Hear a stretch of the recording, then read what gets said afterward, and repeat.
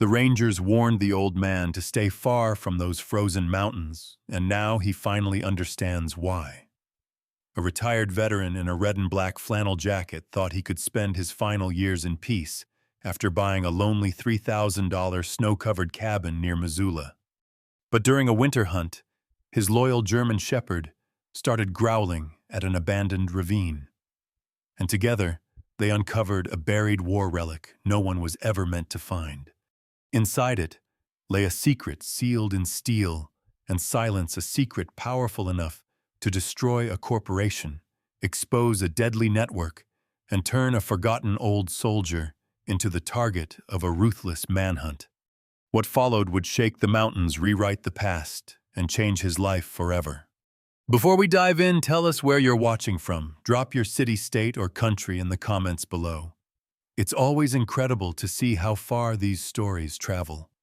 Henry Walker trudged through the frost-stiff path behind his cabin, each step sinking into the powder as if the earth wanted to pull him down into its cold embrace, and his breath drifted upward like thin ghosts trying to escape his chest. The air bit sharply against his weather-beaten skin, but he barely noticed. He had lived long enough with pain that a little cold was merely background noise. Henry 65, and carried by bones that once marched through deserts halfway across the world, wore the same thick red and black buffalo plaid flannel jacket every day, as if its familiar weight held together the pieces of a man time and war had chipped apart. His once broad shoulders had grown narrower and more stooped. His once steady hands now trembled whenever memories from Afghanistan slithered out from the corners of his mind. His beard, salt white with hints of dark gray, clung to his jaw like the final remnants of a storm-worn forest. People used to describe him as intimidating, a tall Marine with sharp hazel eyes that could cut through lies. But now those eyes looked like fading lanterns flickering with past battles he never truly left. The silence was broken only by the soft, rhythmic crunch of paws in the snow beside him. Cheeks. A German shepherd of 5 years, with a striking coat of black and silver gray that made him blend into the winter shadows. Rex was large, strong-muscled, and alert, his pointed ears always twitching at sounds Henry didn't hear, and his amber eyes reflecting a loyalty so fierce it felt like armor. Henry sometimes believed that Rex, rescued as a half-starved pup from a muddy shelter cage, understood his nightmares better than any doctor at the VA ever had. When the flashbacks came, gunfire, sandstorms, the cries of brothers, lost Rex, would push his warm body against Henry's shaking leg, grounding him in a present where snow fell instead of bombs. Today was supposed to be a simple hunting day. Nothing extraordinary. Just 2 souls walking into the woods looking for fresh meat, and silence thick enough to suffocate the voices in Henry's head. He clutched his well-maintained rifle out of habit more than purpose, and he surveyed the familiar forest, the towering pines heavy with snow, the gray skies pressing downward like a burden too large for heaven to hold. Rex kept low nose close to the ground as they followed the crisp tracks of a white-tailed deer, its hooves having cut deep into the soft snow hours earlier. This was their ritual man and dog wilderness, and healing footsteps and heartbeat. Henry inhaled deeply, letting the cold burn his lungs clean.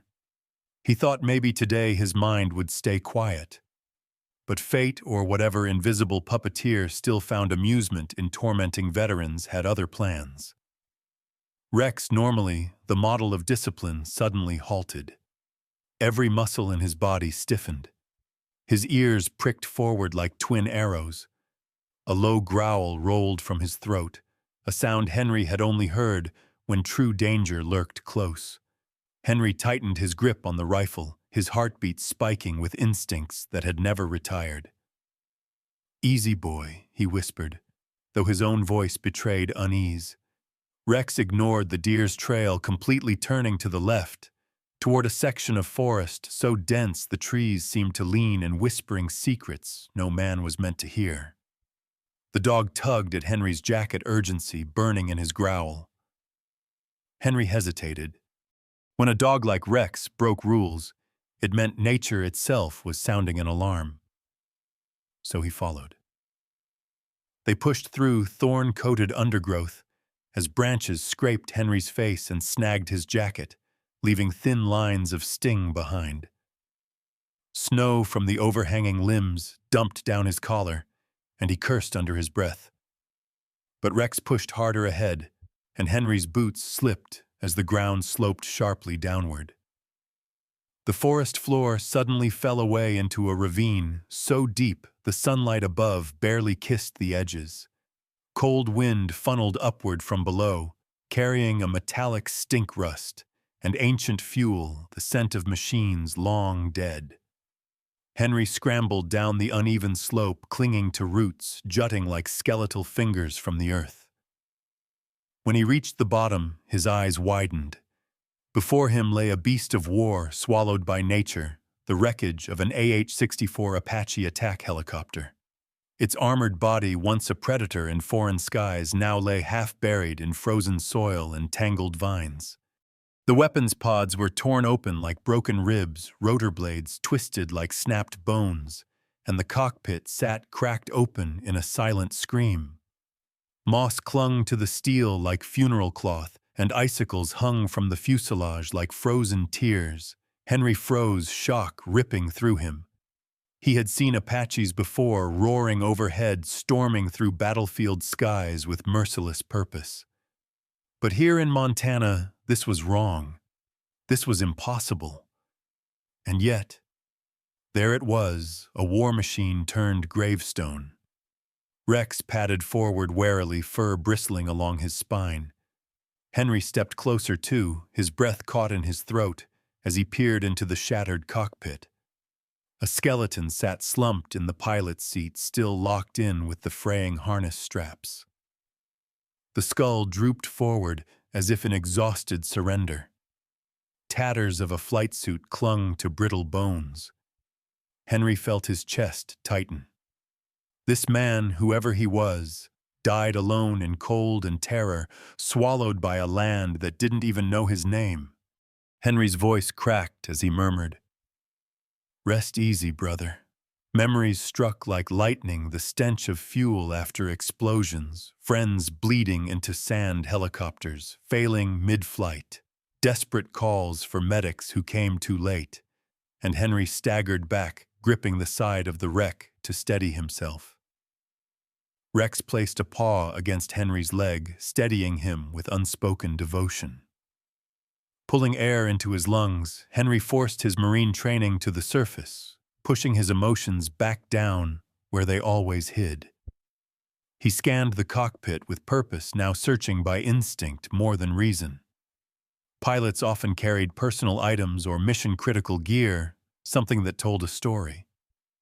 Most compartments were torn open, but Rex's sudden bark sent Henry crawling inside. Rex had his nose pressed near the rudder pedals, claws scraping frantically at a section of flooring that looked no different at first glance. But when Henry pressed down, the panel shifted. A hidden compartment. Henry pried it open using his knife, and inside lay a rugged, encrypted military hard drive snug within a waterproof bag. The casing was scratched, but intact, built to protect secrets even after a crash. Henry's pulse hammered as he lifted it, wiping frost from its metal surface. This was no training flight. Whatever mission had put that helicopter in these woods, it had carried something worth hiding. And now that something was in his hands. He looked once more at the skeletal pilot, remorse and obligation tightening in his chest. "I'll figure it out," he promised quietly, a vow spoken to bone and silence. Rex nudged his arm, eyes full of alert urgency. The forest around them seemed to grow colder. Just standing near the wreck felt like trespassing into cursed territory. Henry swallowed the dread rising in him. He slipped the hard drive into his pack and slung the rifle over his shoulder again. "We're done here, boy," he muttered. But he knew deep in the quiet, damaged corners of his mind that this discovery was a turning point. He had stumbled into someone else's war, and wars never leave without taking something first. As Henry began the climb back toward the light, Rex close at his side, a faint flurry of snow drifted down as though the sky itself wished to bury the evidence once more. But the secret had already awakened, and it was following Henry home. He didn't know yet that the peaceful life he fought so hard to build had just shattered, and the storm had found him again. The wind clawed at the wooden cabin perched on the snowy slopes of Missoula's wilderness, rattling the frosted windows, as if trying to warn Henry Walker that he had returned with something he was never meant to carry. His boots left melting trails of snow on the creaking floorboards, while his thick red and black buffalo-plaid flannel jacket shed white flakes like falling ash. Rex, the German shepherd, shook off the snow coating his silver-black fur, then trotted to his usual spot beside the crackling wood stove, amber eyes glued to Henry, with a quiet awareness that something had followed them home not on paws or in footprints, but on fear itself. Henry's fingers stiffened with cold, and age fumbled only slightly as he set the military hard drive on his worn wooden table. The cabin, his sanctuary, was a small single-room hideaway built of rough-cut logs, its walls lined with shelves full of canned food and survival tools.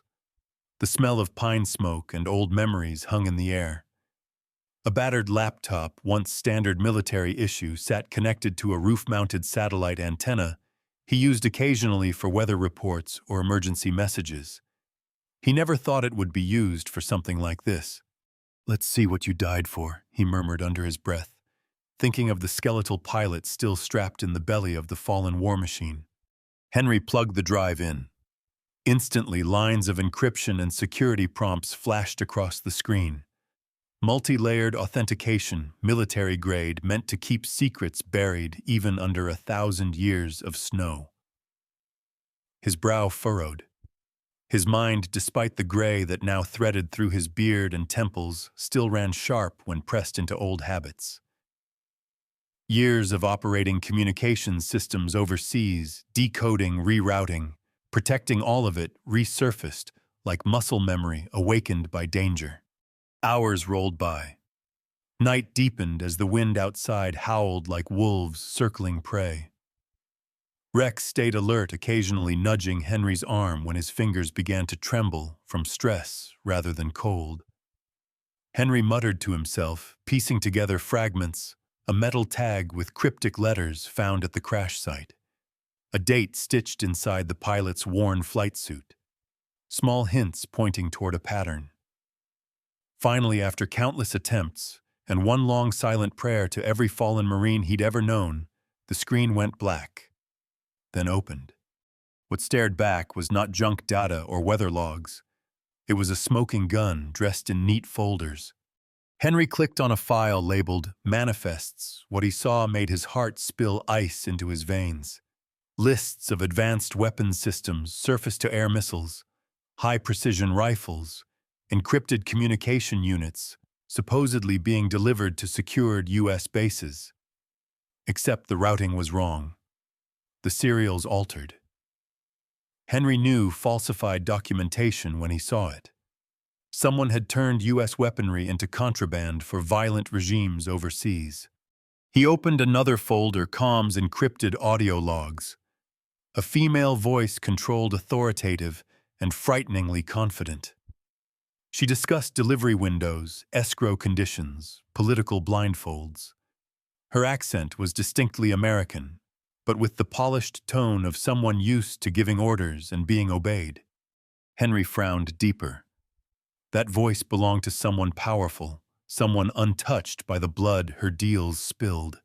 He clicked the final folder, video evidence. A high-ceilinged glass office appeared on screen. A woman in her late 40s sat behind a sleek desk, carved from money and immorality. Her dark hair was perfectly styled, gleaming like obsidian under expensive lighting. Her gray eyes, sharp, calculating, revealed everything one needed to know. She didn't fear consequences because she believed she owned them. A nameplate confirmed it. Cynthia Moore, CEO, Aegis Tactical Solutions. Henry's pulse hammered in his ears. Aegis Tactical was massive, one of the biggest private military contractors in the world, with more mercenaries than some nations had soldiers. And this woman, this polished devil, was selling weapons meant to protect American troops to the very monsters who put Henry's brothers in the ground. He pushed away from the desk, breath shaking. Rex stood sensing the swirl of rage and dread inside his owner. Henry clenched his jaw, eyes burning not from tears, but from a fury he'd thought he buried long ago. The pilot hadn't crashed, he had been murdered by secrecy. The hard drive was never supposed to be found. It was a dying man's final salutation to justice that no one ever answered, until Henry and Rex stumbled into his ghost story. Then it happened. A tiny click. A blinking cursor froze. The laptop stuttered. A new window flickered into existence before disappearing just as fast. Too fast for Henry to read, but not too fast for him to understand. He had served enough in cyber operations to know what a beacon transmission looked like. The hard drive had sent a signal through his satellite link, a digital flare. Someone somewhere now knew exactly who had found their secret. And where. Henry's chest tightened. A slow dread crept along his spine like frost. "We poked a dragon boy," he whispered. Rex pressed close muscles tense beneath his winter coat. 3 days passed. Henry barely slept, eyes bloodshot, while he tried to dissect the rest of the files, trying to find any clue that could help him understand what was coming. Rex became a constant sentinel, pacing the porch, ears pricked to the wind, as if danger whispered through every gust. One afternoon, Henry stepped outside to chop firewood. Rex sat nearby, posture rigid. The sky above was a perfect sheet of blue, calm, cold, empty. Then Rex froze. A low growl rumbled deep from his chest, more instinctual than conscious. His fur lifted along his spine like quills ready to fire. Henry followed the dog's gaze. At first he saw nothing, the emptiness of winter sky. Then a speck, a black dot moving with unnatural smoothness. No wings flapped, no sound cut the air. Henry's stomach dropped. Not a bird, a drone. Not the kind kids flew in parks.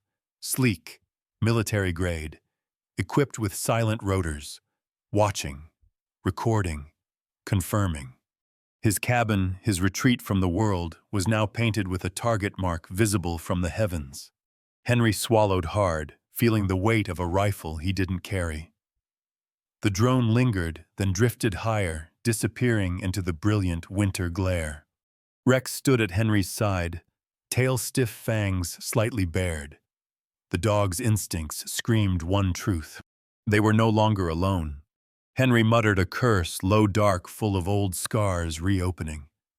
He grabbed the hard drive, eyes scanning the tree line as if expecting armed shadows to peel away from the pines. War had followed him home. Except this time he wasn't the one carrying orders, he was the one being hunted.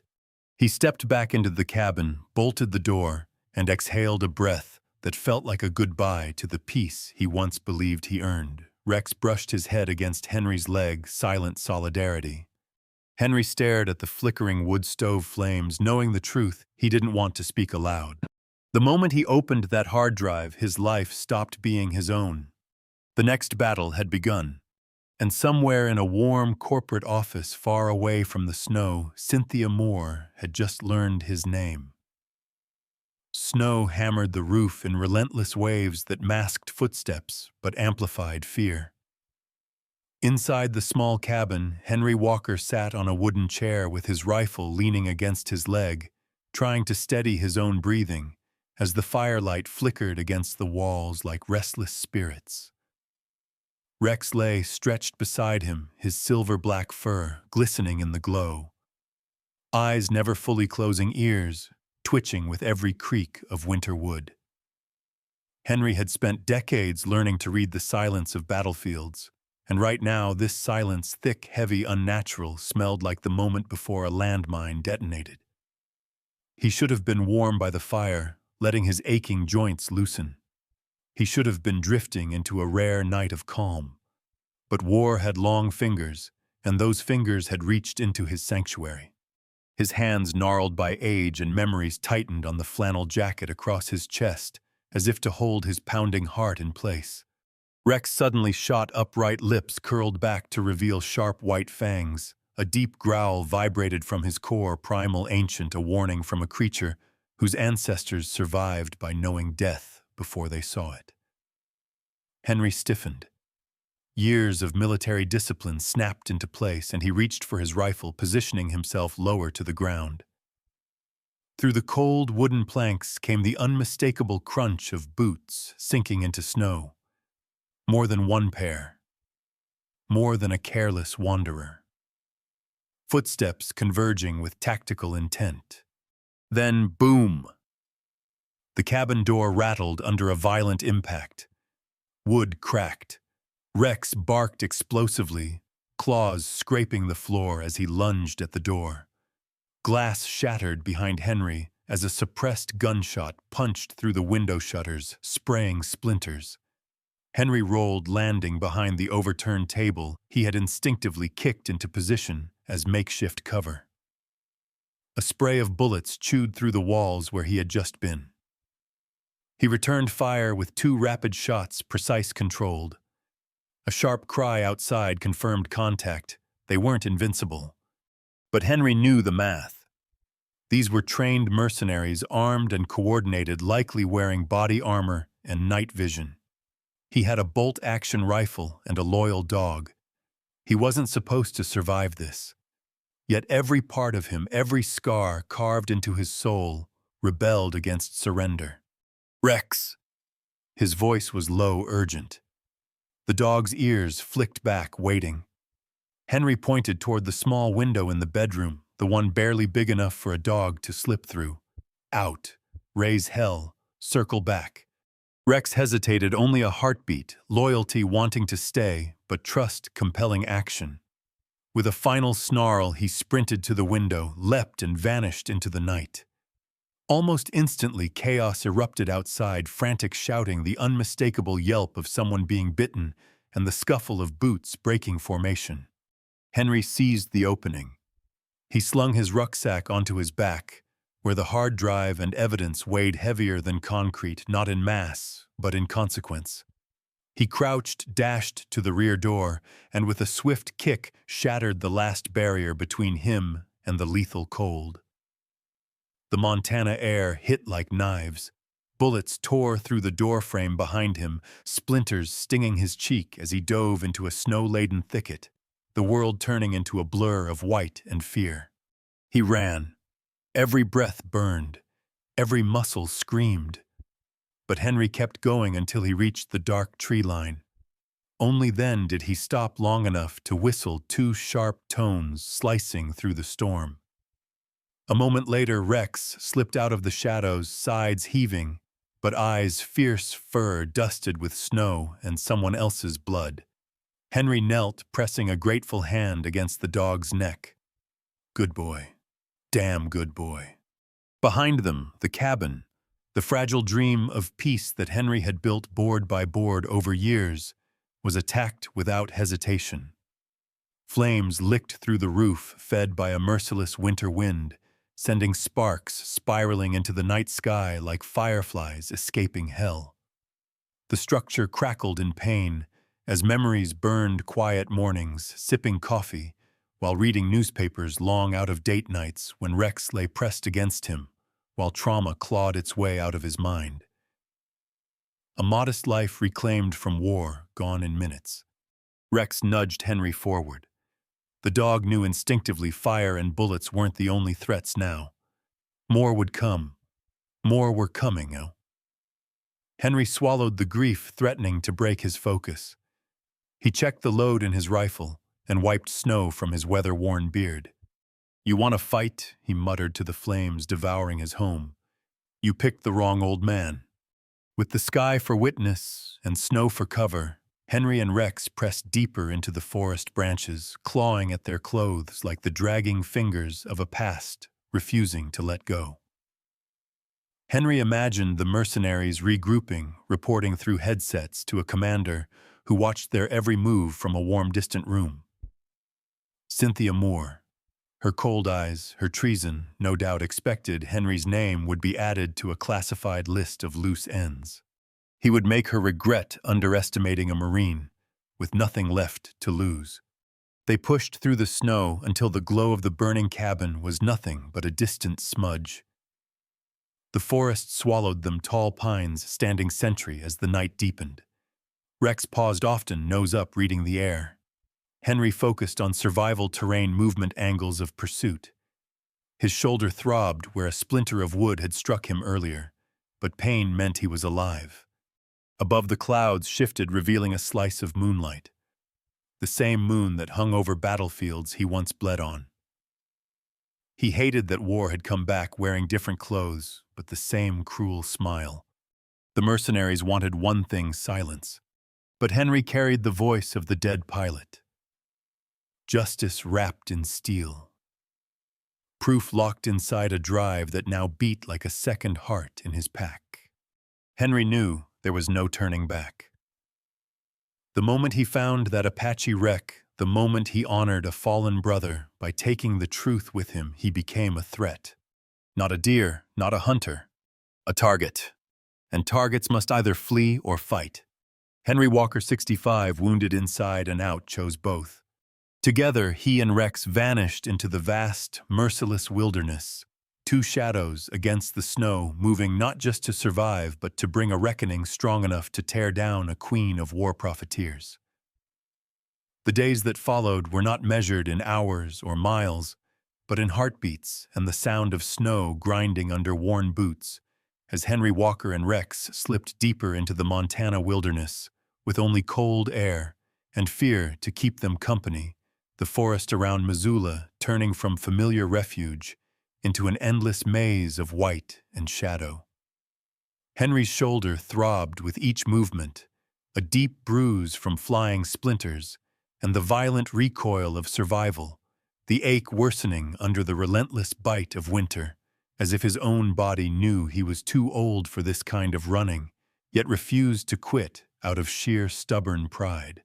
His red and black buffalo plaid flannel jacket, once a symbol of quiet domesticity, had become his armor again, soaked with sweat and snow stiffening at the edges where ice formed from his breath. Rex moved alongside him like a specter of loyalty, the German shepherd's silver-black fur dusted with frost. His muscles lean and controlled, his amber eyes constantly sweeping the world ahead in search of threats or opportunities. During the day, they hid. Henry learned quickly that daylight no longer belonged to him. It belonged to drones and hunters, to engines and tracking gear, to men who were paid to ensure he never spoke to another living soul about what he'd seen on that hard drive. When the sun was up, Henry found dense thickets, low rock overhangs, shallow caves carved ages ago by water and wind, and squeezed himself and Rex into them. Rex would always take the front, lying across the entrance like a living barricade, ears, pricked nose twitching with every hint of movement or scent. Henry, pressed against cold stone, would listen to the old engine in his chest, beating too fast for a man of his age, and feel the familiar thrum of hypervigilance chewing away at his peace.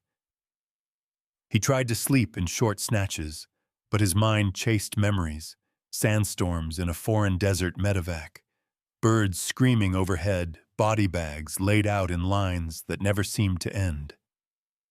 At night, when the sky turned dark and the moon climbed above the treetops like a distant silver coin, they moved. The snowfields glowed faintly, and Henry's jacket became a single red wound trailing across a landscape of bone-white scars. The cold was a living thing that gnawed at his fingers and toes, creeping up his legs until his knees felt like they belonged to someone else.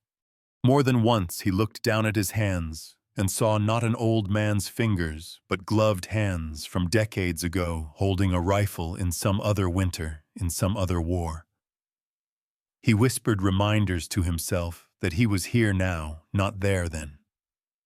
Rex would bump his leg whenever his pace faltered, and that simple touch was enough to drag him back into the present. On the third night after the attack, they climbed a low ridge slick with packed snow and frozen roots, the kind of slope that demanded both hands and every ounce of balance his aging body could muster. When they finally reached the top, Henry's breath came in sharp bursts, chest-burning, shoulder-pulsing hot, then cold beneath his jacket. He dropped to one knee and raised his binoculars, the old lenses fogging briefly, before he wiped them with the edge of his sleeve. Down in the valley below, a narrow dirt road cut through the snow like a scar. Two black ATVs crawled along it at a patient, predatory pace. There were 4 men, their figures bulky in tactical winter gear faces, hidden behind balaclavas and goggles. One of them held a handheld device with an antenna sweeping it slowly from side to side, searching. A signal tracker, Henry guessed, or thermal scanning gear. They weren't wandering. They were combing. He watched them in silence, jaw tight, remembering a younger version of himself on patrol overseas, hunting bomb makers who had killed his friends. Now he was on the other side of that equation, and there was a grim, bitter symmetry to it. "They're not giving up, boy," he whispered. Rex didn't need the words. He stared down the slope, body low tail, still every line of him screaming wary readiness. Henry backed away from the ridgeline, careful not to silhouette himself against the sky. And they moved on, choosing thicker forest, rockier ground, and narrower paths where vehicles could not follow. That night, when they finally collapsed beneath a fallen tree, partially propped up on boulders, Henry pulled the rucksack onto his lap and opened the laptop, its battery icon already a thin red sliver. He powered it on just long enough to access a file he had overlooked in the initial panic, a navigation log file buried under layers of damaged data. Most of it was corrupted garbage, but one coordinate pair remained intact, tagged with a simple annotation. Fallback. Waterfall cache. Henry memorized the numbers, tracing them under his breath, until they were etched as deeply into his mind as any battlefield grid he'd ever carried. The laptop screen flickered, then went dark for good. Whatever came next, they were on their own. The journey to the coordinates took days. The terrain grew harsher, the hills steeper and more broken, the trees denser and older. The world narrowed into a rhythm of trudging, slipping, catching themselves, wading through knee-deep snow, and drinking from icy streams so cold they made Henry's teeth ache. His shoulder worsened, stiffening, until he could barely lift his arm above his waist, and every time he shifted the rucksack, a sharp bolt of pain shot through him. He ignored it. Pain was an old acquaintance, and right now it had less say than his will to outlive the men hunting him. Rex's stamina became their greatest advantage. The dog seemed carved from the wilderness itself, moving tirelessly, pausing only when his nose sensed danger. Twice Rex froze ears forward, and Henry followed his gaze to distant movement, sometimes only a flicker of black against white, sometimes the faint whine of an engine carried on the wind. Each time they changed direction, circling wider, using the natural maze of rocks and trees as a shield. On the 7th day since the cabin burned, Henry heard it, a low, steady roar in the distance like thunder trapped in a canyon. Water, he realized, and not a gentle stream. Something bigger. "We're close, Rex." He rasped, his voice hoarse from cold and disuse. The sound grew louder as they pushed through a final wall of mountain laurel and spruce. Then suddenly, the trees parted and the world opened. Before them, a massive waterfall plunged over a sheer cliff, a white curtain of water crashing into a deep, dark emerald pool below. Mist rose in plumes clinging to everything, turning the bare rocks slick and shining. The air here was colder, if that was even possible, and full of the relentless roar that swallowed their breaths and their thoughts. It was beautiful in the way storms were beautiful, powerful, dangerous, indifferent.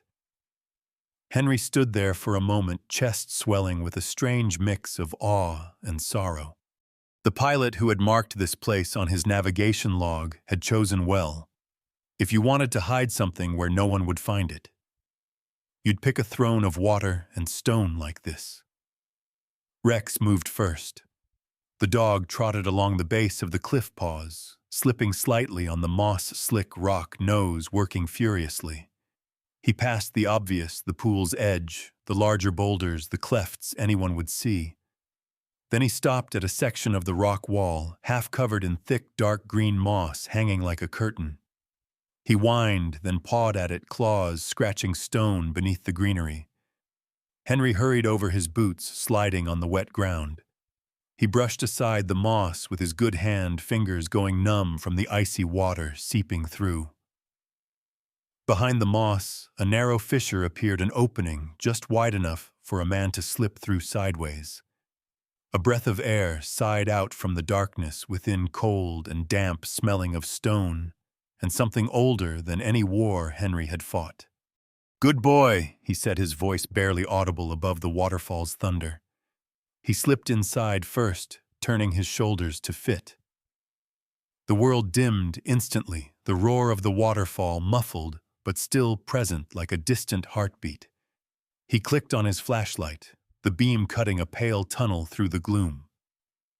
Rex squeezed in behind him, close enough that Henry could feel the dog's warm breath on the back of his leg. The passage opened into a small chamber, its ceiling arched walls glistening with moisture. In the center of the chamber, resting on a flat, dry stone as if placed on an altar, sat a black pelican case, standard military, waterproof, shockproof, built to keep what was inside alive even when everything else died. Henry approached slowly, shoulders tense, hand trembling not just from fatigue, but from the weight of what this might mean. He knelt with a soft groan, set the flashlight down so its beam washed over the case, and unlatched the heavy clasps. The lid opened with a reluctant sigh. Inside lay the dead pilot's legacy. Plastic sleeves held original printed manifests with signatures, stamps, and routing codes that matched the corrupted digital files he'd seen, except here, nothing was corrupted. There were internal memos, some signed with the cold, sharp name C, more authorization forms twisted into lies, and photographs of weapon crates being loaded into aircraft under the cover of legitimate missions. A smaller foam compartment held a rugged memory card labeled in precise block letters. Video, primary. Beneath it all was a vacuum-sealed envelope. Henry tore it open carefully. A folded piece of paper slid out, along with a laminated map. The handwriting on the note was tight, controlled, the script of someone used to writing field reports under pressure, the pilot's voice from beyond the grave. The note explained everything that he had discovered: Cynthia Moore's treason, that his helicopter malfunction had been sabotage, that this cave was never meant to be known except as a last resort. It instructed whoever found the cache not to trust official channels, not to go to the military or any agency because Moore's influence ran deep. Instead, there was a single name underlined: Ben Carter, an investigative journalist known for chasing corruption until it broke. The map marked a network of tunnels behind the cave connecting to an abandoned coal mine hidden deeper in the mountains, a place the pilot called the safest dirty route left. There, according to the note, an emergency satellite phone had been hidden in a maintenance room, programmed with Carter's direct contact information. Henry folded the note, his throat tightening. On the inside flap of the envelope, a small photograph had been taped. A pilot in his mid-30s, light brown hair, in a tight cut. Blue eyes squinting against sunlight, a quick, tired half-smile on his lips. He wore a flight suit with the name Captain Thomas Weber stitched above his heart. Henry studied the face of the man, whose ghost now walked beside him. Another soldier who had tried to do the right thing and paid for it in flames and broken metal. "You didn't die for nothing," Henry whispered. "Not if I can help it." Rex shifted suddenly, head snapping toward the cave entrance, ears pricked. A growl bubbled up from his chest, louder this time, vibrating in the small chamber. Henry killed the flashlight for a heartbeat, and in the dim gray light seeping faintly from outside, he strained to listen. It was faint under the waterfall's drumbeat, but he knew the sound, the scrape of metal on stone, the careful placement of boots trying not to echo, the subtle huff of human breath in cold air. They had been followed. The mercenaries had tracked them all the way here, cornering them, between the thunder of the falls and the black throat of the mountain. Henry's pulse spiked, his mind racing through angles, options, distances. The entrance behind the moss was now a choke point held by the enemy. The only other path lay behind him, disappearing into the deeper tunnel network. The map warned him about a labyrinth of old mining shafts and natural caverns that could just as easily become their grave as their escape. He stuffed the document's memory card, map, and letter into his rucksack, cinched it tight against his aching back, and placed a shaking hand briefly on Rex's neck. The dog's muscles were coiled ready, but his eyes flicked to Henry for direction. "We don't get to pick easy roads, huh, boy?" Henry muttered. The sound of boots outside grew clearer. He imagined black-clad figures fanning out around the cave, mouth weapons raised, night vision goggles glowing like the eyes of unnatural predators. Staying meant death. The entrance was no longer an exit. That left only the darkness yawning behind them, unknown, dangerous, but still a path. Sometimes the only choice left is the one that terrifies you most. Henry took a breath that felt like it scraped his lungs raw, switched the flashlight back on, and turned away from the waterfall's muted light, facing the black corridor deeper into the earth. "Into the dark," he said softly, more to Rex and Weber's ghost than to himself. "We finish what you started." With Rex pressed to his side and the weight of the world in his pack, Henry stepped forward, leaving the faint gray of the cave chamber behind as the mountain swallowed them whole. The roar of the waterfall faded slowly, replaced by dripping water and the echo of his own footsteps, until there was nothing left but the narrow beam of his light and the knowledge that the real descent into the heart of the mountain and the heart of the conspiracy had just begun. Henry Walker moved through the tunnel with the cautious, deliberate steps of a man who understood that every footfall might be his last, the narrow beam of his flashlight shaking slightly as it sliced through the darkness, his red and black flannel jacket, now more rag than garment, his shoulder throbbing like a hot iron lodged beneath the skin. The natural cave had already given way to man-made passages. The smooth stone of the mountain transitioned into rough-hewn walls, reinforced with rotting wooden beams and rusted steel supports, the skeleton of an old coal mine long abandoned by anyone sane. Water dripped from the ceiling in slow fat drops ticking against the rock, like a clock counting down to something unseen. Dust and the stale scent of old fuel hung heavy in the air, making every breath taste like forgotten industry. Rex trotted in front of him, the German shepherd's silhouette, compact and graceful even in the cramped space, his ears tuned to frequencies Henry's aging senses couldn't catch. Every so often the dog stopped, nostrils flaring, turning his head slightly, as if listening to secrets whispered by the stone itself, then veered into a side passage or hugged the wall to avoid a patch of ground that felt wrong. Behind them, faint but undeniable, came the echo of voices and the splash of boots through shallow puddles. The mercenaries were in the tunnels, now their own flashlights and tactical gear turning the mine into a hunting ground. Henry clicked off his light.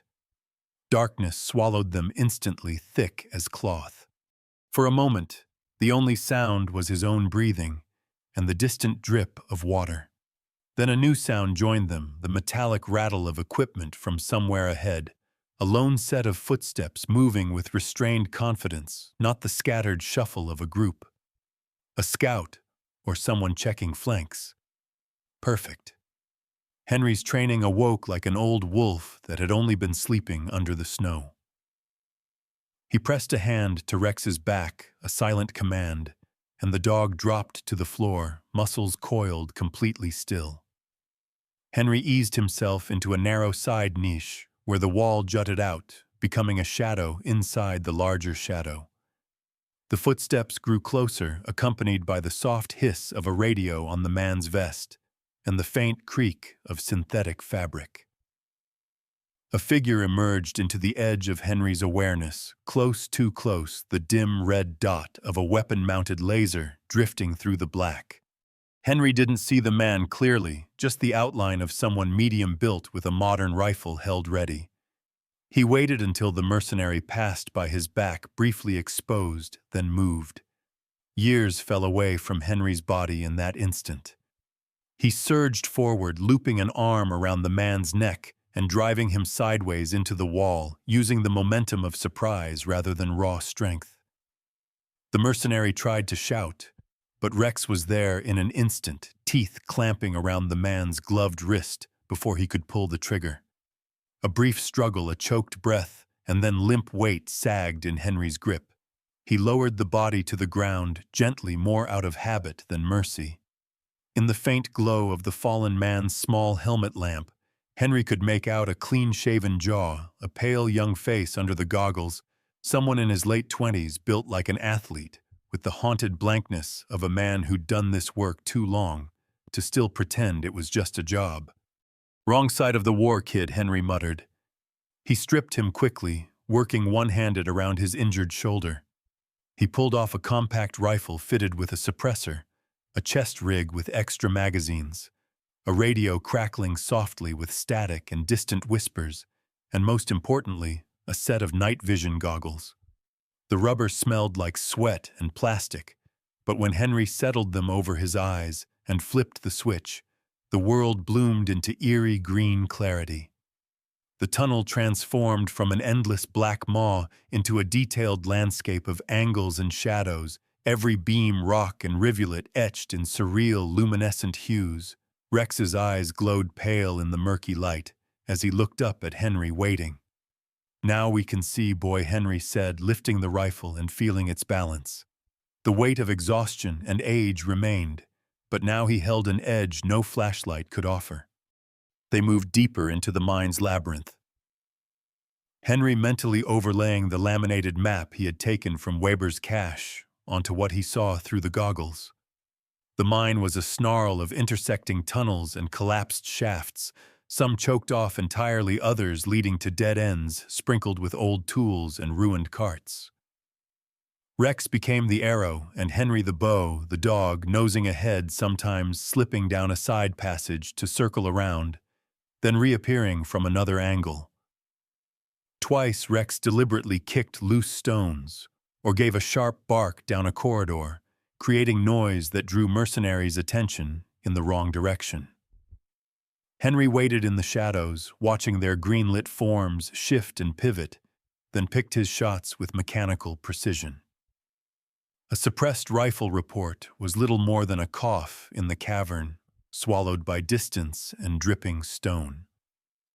One man dropped near an old winch, another collapsed beside a rusted rail line. Henry never celebrated. He simply moved, breathing hard, shoulder-flaring sweat, chilling instantly under his flannel as the mine gradually consumed his strength. It was not a heroic charge, but a grim, methodical reduction of threats by an old Marine who'd once been very good at this and had not forgotten how. The radio confirmed what his senses already suggested. The voices grew fewer, more urgent. One voice in particular cut through deeper, harder, with the clipped authority of a man used to command. This was the commander, the one who made decisions, who would not hesitate to bury an entire mountain just to erase a problem. Henry followed the sound of that voice like a scent. Eventually, the tunnels opened into a massive central chamber that matched the rough shape on Weber's map, the hub of the old mine. The ceiling soared far above, lost even to night vision, supported by thick pillars of timber and stone. Old machinery lay scattered around, like the bones of giant animals. Gears, conveyors, carts overturned and frozen in place by rust and abandonment. Through the green cast of his goggles, Henry saw two figures. One knelt near a support pillar, hands working quickly with blocks of plastic explosive and a tangle of wires. He was younger, compact, his posture tense, his masked face twitching with nervous glances around the room. The other man stood nearby, overseeing the work. He was tall and lean, his gear better kept than his men's, his rifle hanging ready from a sling across his chest. Even through goggles and mask, something about his posture spoke of coiled confidence, the casual weight distribution of someone whose body had been trained to violence and never forgotten. The commander. Henry took cover behind a collapsed chute, heart pounding. If they took down the pillars, the whole chamber, maybe the entire mine, could collapse. There would be no evidence, no bodies, no questions, just another old mine cave-in story in the news cycle. Rex pressed against Henry's leg, growl barely audible. "We end it here," Henry whispered. He signaled Rex to slip back into the peripheral tunnels. The dog vanished like smoke, his dark coat merging with the shadows, beyond the halo of the mercenaries' headlamps. Henry steadied the suppressed rifle on the jagged edge of twisted metal, aimed carefully at the younger two, crouched over the explosives, and fired a single round. The mercenary jerked, then sagged quietly, wires slipping from his fingers. The commander spun instantly, a rifle snapping up instincts razor sharp. "Contact," he roared, his voice echoing off the cavern walls, and the chamber exploded into chaos. Bullets chewed into Henry's cover splinters of ancient timber and sparks flying. Henry returned fire, but his old body couldn't match the younger man's speed. The commander moved from pillar to pillar, using the terrain like a chessboard he'd studied in advance. He narrowed the distance with chilling efficiency.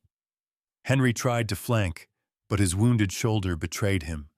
A misstep sent a jolt of white-hot pain up his arm, and he stumbled out from behind a rusted gear at the exact moment the commander's night vision lenses swung toward him. The muzzle flashed. The impact slammed into Henry's already injured shoulder like a hammer blow, spinning him around and dropping him to one knee. Pain swallowed the world for a second, the edges, tuums of his vision dimming. The rifle skittered out of his reach. The commander advanced, breath-steady boots crunching on gravel, rifle leveled at Henry's chest. Even at a distance, Henry could see past the mask. The man's eyes were a pale, icy blue, the kind that suggested a life spent making hard choices and rarely regretting them. His movements were efficient, almost detached. This wasn't personal to him, just another objective to clear. "Should have stayed in your cabin, old man," the commander said, his voice low, calm, as if offering advice. He raised the rifle for the finishing shot. Something blurred out of the shadows to his right. Rex hit him like a missile, 65 pounds of muscle and fury, teeth sinking into the commander's gun arm, just as he squeezed the trigger. The shot went wild, cracking into the stone behind Henry's head. The commander shouted a raw, startled sound, stumbling under the unexpected weight. Rex snarled, jaws locked, shaking his head violently, drawing blood and forcing the rifle out of the man's grip. It clattered across the floor. Henry, every nerve screaming, groped for the handgun at his belt, with his good hand fingers slick with his own blood. The commander managed to slam a knee into Rex's ribs, wrenching his arm free for a second and reaching for a sidearm. Henry didn't think. He simply acted. He lifted the pistol sights, wavering, and aimed for center mass. then dropped a fraction lower to avoid killing if he could still use this man as a witness. A shot rang out, echoing down the tunnels, then another. The commander froze, weapon halfway drawn, then crumpled onto his side with a groan, clutching his leg and hip where the bullets had hit. Rex backed off a step, teeth bared, ready to lunge if the man moved again. "Don't!" Henry rasped, using the last of his strength to stagger up and kick the fallen man's gun away.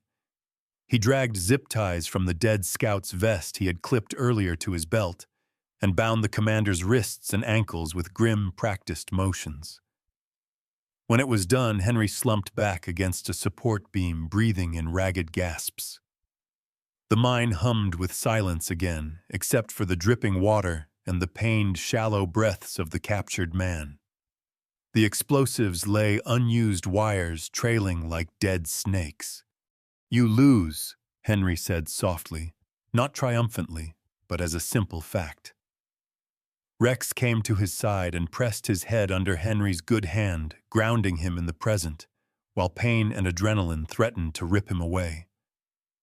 It took longer than it should have to navigate from the central chamber to the small maintenance room Weber had marked on the map, each step a negotiation between endurance and collapse. The commander was left secured to a pillar, his radio smashed, his fate no longer up to Henry. The maintenance room was a cramped, brick-walled space stained with soot and oil, filled with rusted tools and forgotten equipment. Henry rifled through a dented metal toolbox until his bloodied fingers brushed smooth plastic. The satellite phone was old, but its casing was intact. He powered it on relief, crashing through him when the small screen flickered to life and a faint signal bar appeared. He dialed the number from Weber's note. For a moment, only static answered. Then a man's voice came through, rough around the edges, but alert like gravel over steel. "This is Ben Carter." Henry pictured him instinctively, a man in his early 50s, lean from long hours and bad coffee, with tired eyes framed by lines earned, chasing truths people wanted. Buried dark hair threaded with gray, the kind of person who wore cheap suits but carried an expensive sense of responsibility. "Name's Henry Walker," he said, voice shaking more from emotion than blood loss. "I'm calling about Captain Thomas Weber. I've got what he died for." There was a pause, a sharp inhale, and then Carter's tone sharpened with purpose. "Go on." Henry summarized in clipped sentences the crash, the hard drive, the cache behind the waterfall, the documentation, the video, the mine, the mercenaries sent to clean it all up. He transferred the digital files from the memory card through the phone's slow flickering connection, watching progress bars crawl forward, while every second stretched like a lifetime. When it finished, he felt something strange swell in his chest. Not pride, not yet, but the first fragile hint of relief. "You've just handed us a bomb, Mr. Walker," Carter said quietly. "The good kind. Stay where you are if you can. I'm calling this in." And, for what it's worth, Weber trusted the right stranger. Henry, who had spent years avoiding help, now clung to that distant voice like a lifeline. "Just hurry," he said. "I don't know how much more mountain I've got left in me." 2 days later, when the thunder of helicopter rotors and the echo of orders barked by disciplined voices rolled through the mine's entrance, Henry and Rex were barely conscious, huddled together in the maintenance room, sharing what little warmth they had left. A team in tactical gear poured into the tunnels, with crisp precision FBI agents and federal tactical operators, faces hard movements exact. Among them was a woman who introduced herself as Special Agent Maria Delgado, a tall Latina in her early 40s, with sharp cheekbones, dark hair pulled into a tight braid, and eyes that carried both suspicion and genuine concern. She had the bearing of someone who'd had to fight twice as hard as others to be taken seriously, and now commanded respect without asking. She personally helped lift Henry onto a stretcher, her gloved hands firm but careful around his battered shoulder. Rex refused to leave his side until someone fetched a spare harness and clipped it gently around the dog's chest, promising he'd ride in the same chopper. Outside, the daylight was blinding after the mine's perpetual twilight. Snow glittered like crushed glass. As medics patched him up and loaded him into a helicopter, Henry caught a glimpse of a screen one agent held up to another, a news alert with Cynthia Moore's polished face splashed across it, the caption blazing with words like, "Arrest treason and illegal arms network dismantled." Somewhere in Virginia, before dawn, a woman who had thought herself untouchable had been led from her mansion in handcuffs, surrounded by cameras and anger. Weeks later, as autumn painted the mountains around Missoula in gold copper and deep red, a new cabin stood where ashes had once smoldered.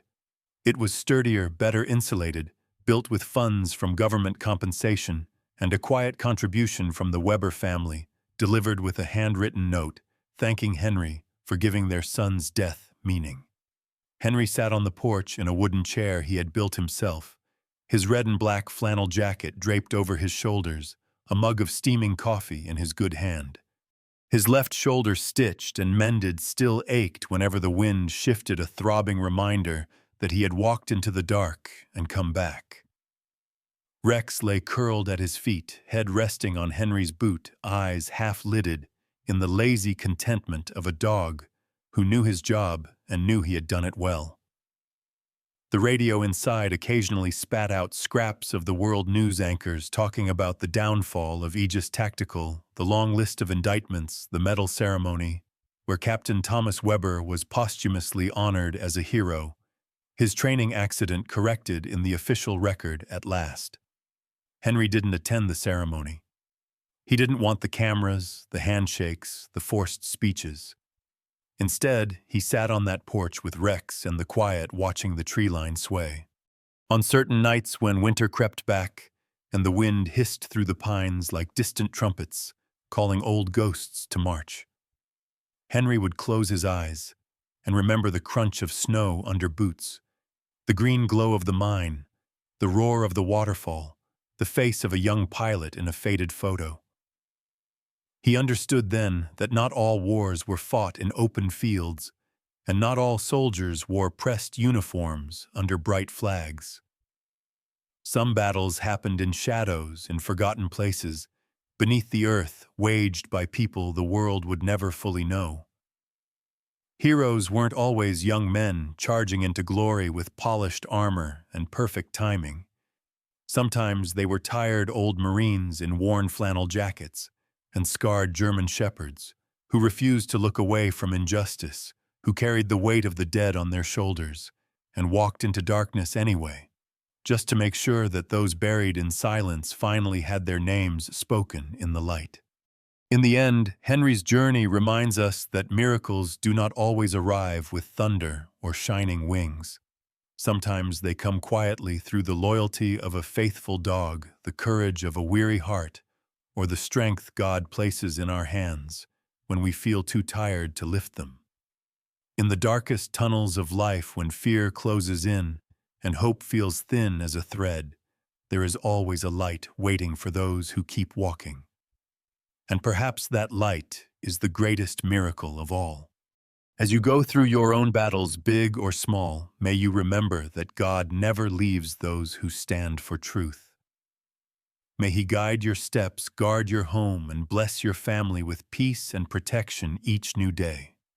If this story touched you, we invite you to share your thoughts in the comments. Let us know where you're watching from and pass this video on to someone who might need a reminder that they are not alone. Don't forget to subscribe to the channel so you never miss a new story of faith, courage, and the quiet miracles hidden in everyday life. May the Lord bless you, keep you safe, and watch over everyone who joins us here.